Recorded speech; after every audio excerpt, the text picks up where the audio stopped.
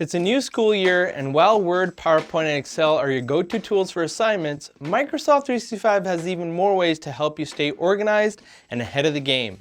New classes, new friends, and new opportunities. It's exciting, but also a lot to juggle.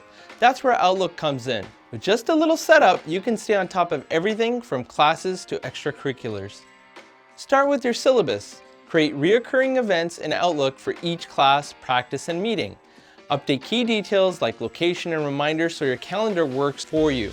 Then head to the To-Do menu and add your assignments. You can set due dates, add subtasks, and even attach files like rubrics or notes. A little planning now means less stress later.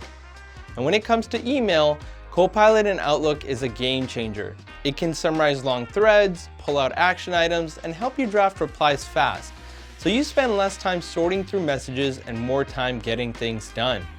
Now let's talk notes. Ever struggle to keep up during a lecture? Use OneNote to transcribe everything so you can stay focused and present. Later, Copilot can summarize your notes to make studying easier. It's like having a personal assistant for your brain. Copilot also helps with bigger projects. Use it to research topics, build outlines, and draft essays in Word.